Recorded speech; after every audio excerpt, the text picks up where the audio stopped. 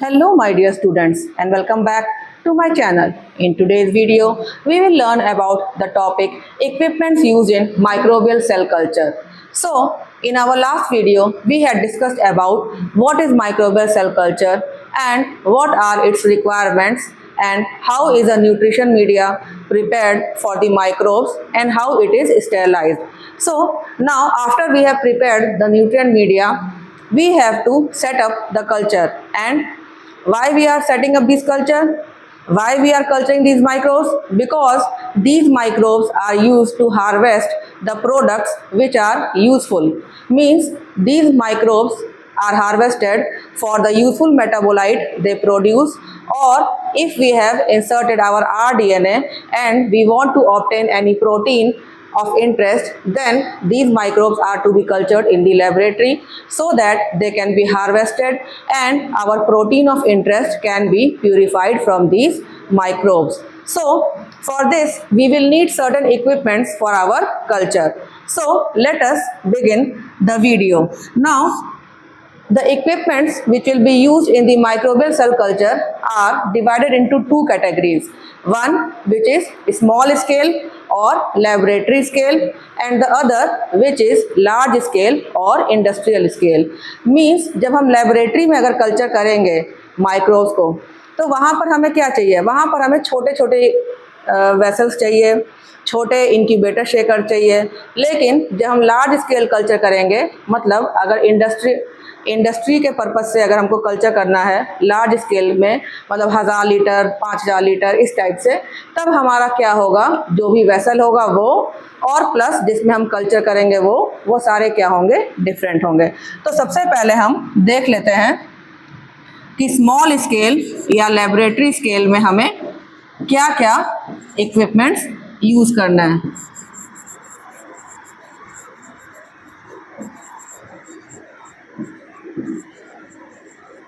तो सबसे पहले बात आएगी क्या कि जिसमें हमने न्यूट्रिशन मीडिया प्रिपेयर किया है वो, या जिसमें हम कल्चर लगाएंगे वो. तो क्या यूज़ होते हैं? या तो टेस्ट ट्यूब्स यूज़ होंगे, जैसे अगर 5, 10, 15 ml अगर लगाना है हमें कल्चर तो टेस्ट ट्यूब हम यूज़ कर सकते हैं. या हम यूज़ करेंगे क्या, कोनिकल फ्लास्क,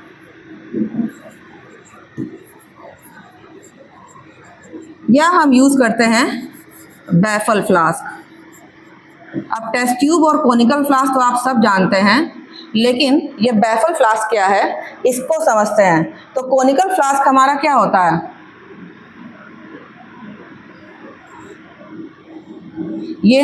ये हमारा हो गया कोनिकल फ्लास्क. लेकिन जो बैफल फ्लास्क होता है वो भी यही होता है, कोनिकल फ्लास्क ही होता है, केवल उसमें एक छोटा सा मॉडिफिकेशन होता है. वो क्या होता है कि इसमें यहाँ पर कुछ रिज बने होते हैं. जैसे आप सबने देखा होगा आपके घर में कोल्ड ड्रिंक्स की बॉटल आती हैं, तो वो जो कोल्ड ड्रिंक्स की बॉटल होती हैं वो नीचे से मुड़ी हुई रहती हैं. क्यों ये ज़रूरी है, ये बैफल फ्लास्क है? तो इसके लिए समझते हैं कि मान लो जो इसका सरफेस है, नीचे वाला जो सरफेस है कोनिकल फ्लास्क का, वो ऐसा होगा, प्लेन गोल होगा. लेकिन जो बैफल फ्लास्क का सरफेस होगा वो कैसा होगा, इस टाइप का होगा नीचे से. तो अब अगर कोई भी मीडिया इसमें स्टर करते हैं, मिक्स करते हैं, तो वो कैसे घूमेगा? ऐसे एक बार घुमाएंगे तो ऐसे एक राउंड घूमेगा. लेकिन यहाँ पर जब हम मीडिया को घुमाएंगे तो एक बार वो यहाँ टकराएगा, एक बार यहाँ टकराएगा, एक बार यहाँ टकराएगा, एक बार यहाँ, एक बार यहाँ. इससे क्या होगा कि एक ही मूवमेंट में क्या हो गया, वो 5 बार टकराया. इसका मतलब क्या हो गया, टर्बुलेंस इंक्रीज हो गया. और टर्बुलेंस इंक्रीज से क्या हो गया, इसका एजिटेशन और मिक्सिंग क्या हो गया, और अच्छा हो गया. तो इसीलिए हम बैफल फ्लास्क यूज़ करते हैं. इसको हम कहते हैं बैफल फ्लास्क. क्यों यूज़ होता है बैफल फ्लास्क?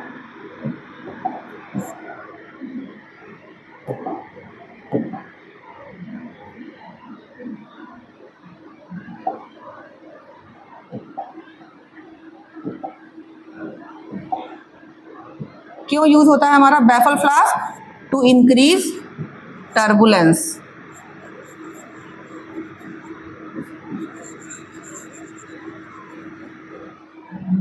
ठीक है। और ये टर्बुलेंस क्यों जरूरी है? ताकि हमारे मीडिया में क्या हो सके, प्रॉपर एरेशन और मिक्सिंग हो सके। तो एक तो हमारा ये हो गया वेसल, ठीक है। वेसल, वेसल यानी क्या, बर्तन समझ लो, जिसमें हम अपना कल्चर करेंगे। नेक्स्ट हमको क्या चाहिए कि कल्चर लगाने के बाद हम उसको क्या करेंगे, एक प्रॉपर टेम्परेचर पे रखेंगे, है ना, शेक करेंगे।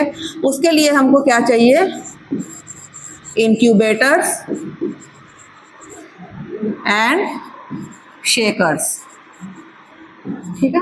मान लो अगर हम सॉलिड मीडिया यूज कर रहे हैं बैटरी प्लेट में, तब तो हमें शेकिंग की जरूरत नहीं है, तब हम यूज करेंगे क्या, इंक्यूबेटर। और जब हम लिक्विड मीडिया में कल्चर लगा रहे हैं तब हमको क्या चाहिए, प्रॉपर एरेशन और मिक्सिंग चाहिए, जिसके लिए हम यूज करेंगे शेकर्स। तो इंक्यूबेटर का मतलब क्या हो गया, to incubate at a particular temperature. मतलब क्या हो गया कि जो भी उस ऑर्गेनिज्म का ऑप्टिमम टेम्परेचर है उस पे हमने इसको सेट कर दिया, और सेट कर दिया तो वो उतने टेम्परेचर पे ही क्या होगा, ग्रो होगा। शेकर का मतलब क्या होगा, शेकर क्या करेंगे, for agitation and mixing, for agitation and mixing of the culture. क्यों जरूरी है, क्योंकि मान लो अगर हमने कोई कल्चर किया किसी फ्लास्क में, मान लो ये फ्लास्क मैंने बना दिया, ठीक है, यहाँ पे न्यूट्रन मीडिया हमने डाल दिया और यहाँ पर नीचे हमारा कल्चर है। तो अब जो हमने इनोकुलम डाला, मान लो वो तो नीचे ही जाएगा। अब उसने अपने आसपास की मीडिया यूज करना शुरू किया, लेकिन ऊपर वाली जो मीडिया है वो इस तक कैसे पहुंचेगी, या ऊपर से ऑक्सीजन कैसे पहुंचेगा, उसके लिए क्या होता है, ये हम शेकर्स यूज करते हैं। इनमें क्या होता है, ऐसे क्लैंप बने रहते हैं और उन क्लैंप में हम अपने कॉनिकल फ्लास्क को फिट कर देते हैं और फिर ये क्या करता है, ऐसे ऐसे मूव करता है, जिससे क्या होगा, हमारा जो मीडिया है वो मूव कर जाएगा।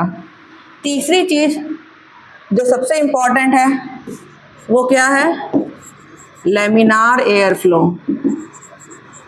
लैमिनार एयर फ्लो मतलब कि जो हम अपना मीडिया कल्चर कर रहे हैं, तो वो जो हम इनोकुलेशन प्रोसेस कर रहे हैं वो हम कहाँ करेंगे, ऐसे ही टेबल पे रख के नहीं करेंगे। उसके लिए हमको एक प्रॉपर एसेप्टिक कंडीशन चाहिए, जो कि हमारे लेबोरेटरीज में होते हैं। लैमिनार एयर फ्लो एक कैबिनेट टाइप का होता है, ठीक है, एक कैबिनेट टाइप का होता है, ठीक है। और यहाँ पे उसमें क्या होता है, एक फ्लेम रहेगा, यहाँ पे हम बैठ के अपना काम करेंगे और इधर पीछे इसके क्या होगा, एक हीपा फिल्टर रहेगा। हीपा फिल्टर रहेगा जो कि क्या करेगा, एयर को फिल्टर करके बाहर की तरफ ब्लो करेगा, जिससे कि क्या होगा, इस पूरे कैबिनेट में एक स्टेराइल एनवायरनमेंट क्रिएट होगा। उसके पहले भी, मतलब इनोकुलेशन करने के पहले भी हम क्या करते हैं, इसमें एक यूवी लैंप फिट होता है, जिससे हम क्या करते हैं कि यूवी लैंप को जला के 20 मिनट के लिए छोड़ देते हैं, और क्या होगा उससे कि जितने भी बैक्टीरिया होंगे यहाँ पे प्रेजेंट वो मर जाएंगे। फिर हम आएंगे, इसको अच्छे से वाइप करेंगे अल्कोहल से, फिर अपना लैमिनार हीपा फिल्टर ऑन करके फिर हम इनोकुलेशन प्रोसेस करेंगे। तो ये हमारा हो गया लेबोरेटरी में, कि हम लेबोरेटरी में कल्चर कैसे करेंगे। अब हम आ जाते हैं लार्ज स्केल, कि लार्ज स्केल या इंडस्ट्रियल स्केल। लार्ज स्केल और इंडस्ट्रियल स्केल। तो यहाँ पर क्या होता है लार्ज स्केल या इंडस्ट्रियल स्केल में, कि जैसे मान लो अगर हमें 1000 लीटर कल्चर बनाना है, उस केस में हम क्या करेंगे, हम क्या कॉनिकल फ्लास्क लेंगे, मान लो 1-1 लीटर की या 2-2 लीटर की कॉनिकल फ्लास्क लेके क्या हम उसमें अपना ये करेंगे, मीडिया ग्रो करेंगे? नहीं। उस केस में हमको क्या चाहिए, हमें लार्ज वेसल चाहिए, है ना। जैसे घर में छोटी कढ़ाई होती है, लेकिन जब हलवाई आता है, घर पे कोई प्रोग्राम होता है, तो वो क्या करता है, अपना बड़ा बर्तन लेके आता है। तो ऐसे ही यहाँ पर भी क्या है कि अगर हमें लार्ज स्केल में कल्चर करना है, तब वहां पर भी हमें जरूरत पड़ती है किसकी, फर्मेंटर की, ठीक है। लार्ज स्केल कल्चर करने के लिए एक बड़ा वेसल यूज होगा, जिसको कि हम क्या कहते हैं, फर्मेंटर। एक रफ डायग्राम में बना दे रही हूं यहाँ पर।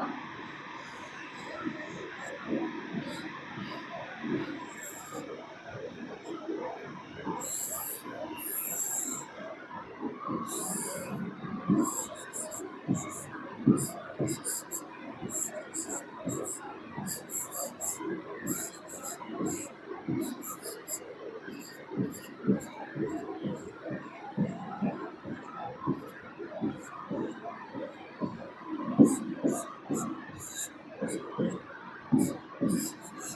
है, ये एक रफ डायग्राम है फर्मेंटर का। तो क्या होगा कि हमने एक लार्ज वेसल ले लिया, अब इसमें हम अपना कल्चर मीडिया जो है वो बनाकर डाल देंगे। लेकिन अभी आप ये भी सोचिए कि जो हमने कल्चर मीडिया प्रिपेयर किया 1000 लीटर, उस मीडिया को भी हमें ऑटोक्लेव करना है यानी स्टेरलाइज करना है, और ये जो वेसल होगा फर्मेंटर, इसे भी हमें स्टेरलाइज करना है। उस केस में हम क्या यूज़ करते हैं, हमने बात की थी लास्ट वीडियो में भी कि वी यूज़ स्टीम, कि हम क्या करेंगे, हम स्टीम यूज़ करेंगे और इस फर्मेंटर को पूरा अंदर से हम स्टीम करेंगे, जिससे कि क्या होगा, सारा ये स्टेरलाइज हो जाएगा। और फिर हम अपना कल्चर मीडियम भी डाल के एक बार स्टीम से स्टेरलाइज कर देंगे। फिर जब ये वापस से ठंडा हो जाएगा सब कुछ, तब हम अपना क्या करेंगे, हम इनोकुलम डाल देंगे। ठीक है, इनोकुलेशन चैम्बर, या जिसको हम कह सकते हैं इनोकुलेशन पोर्ट, कि हमने यहाँ पर हमारा मीडिया भरा हुआ है अब, और अब हम क्या करेंगे, अपना इनोकुलम यहाँ पर डाल दिया। ठीक है, अब इनोकुलम डालने के बाद यहाँ पर क्या होगा, यहाँ पर भी हमको, अब इंक्यूबेटर तो है नहीं यहाँ पे, तो यहाँ पर हमको टेम्परेचर कंट्रोल करने के लिए एक इंस्ट्रूमेंट रहेगा।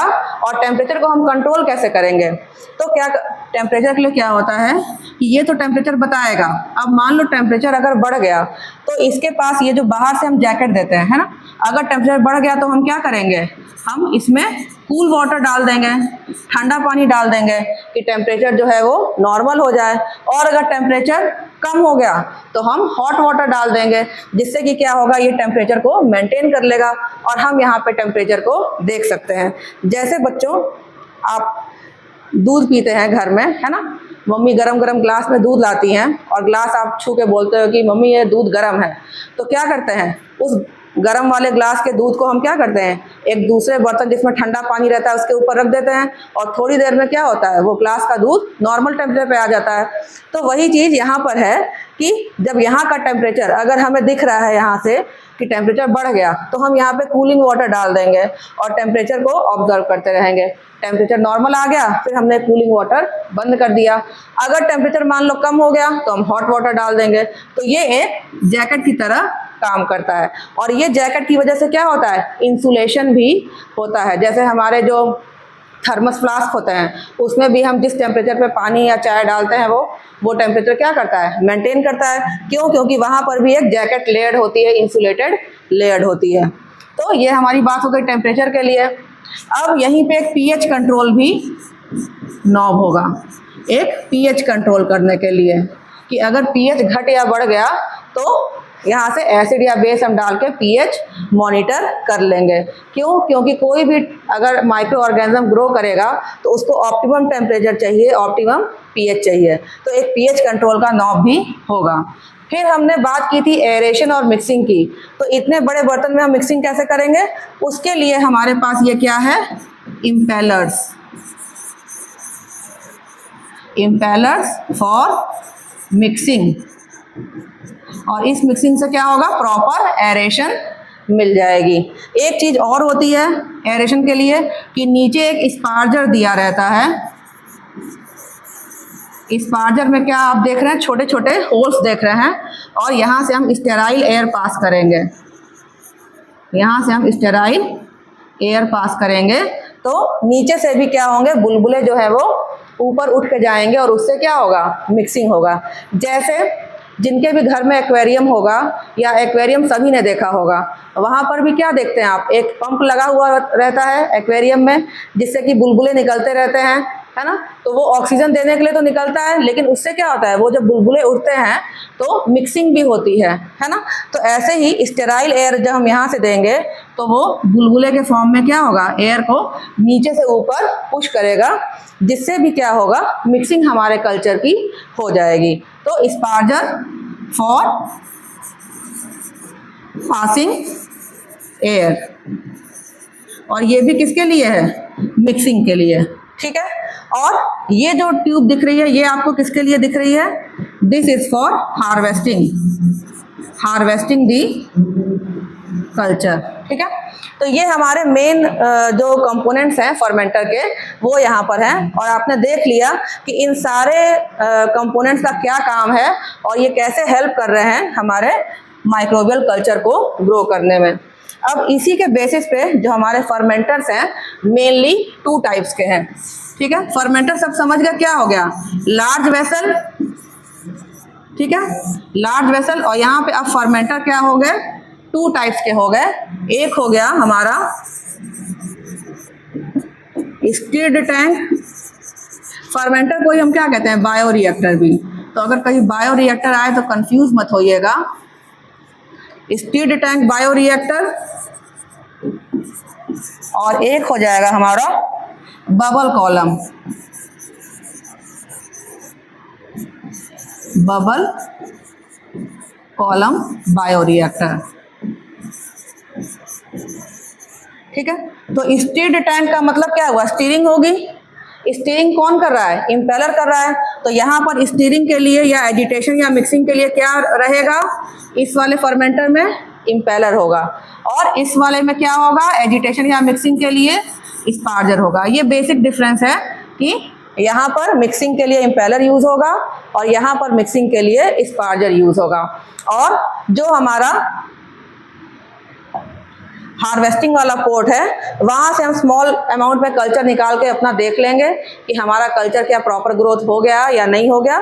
जब प्रॉपर ग्रोथ हमें दिख जाएगी तब हम क्या करेंगे? इसको बंद कर देंगे और फिर हमारा जो कल्चर है उसको हार्वेस्ट कर लेंगे। अच्छा, ये चीज़ रह गई। ये क्या है? दिस इज मोटर, क्योंकि ये जो इम्पेलर है ये इस मोटर से ही तो चलेगा, है ना। तो ये मोटर जो है वो इम्पेलर को क्या करेगी? चलाएगी। तो ये आज के वीडियो में हमने पढ़ लिया कि हम कौन कौन से इक्विपमेंट्स यूज़ करते हैं माइक्रोबियल सेल कल्चर के लिए। लार्ज स्केल कल्चर के लिए we use fermenters, and for small scale और laboratory scale culture we use test tubes और conical flask, and more specifically baffle flask. Baffle flask और conical flask में क्या अंतर है वो भी हमने देख लिया कि बैफल और कोनिकल फ्लास्क में क्या अंतर है, ये भी हमने देख लिया। तो आज के वीडियो में इतना ही। होप करती हूँ कि आपको समझ आया होगा ये कॉन्सेप्ट। अगर कहीं कोई डाउट है please do right your questions in the comment section below. I will try and answer those questions. And if you have not subscribed to my channel till now, please do subscribe to my channel and like and share it with your friends. Thank you.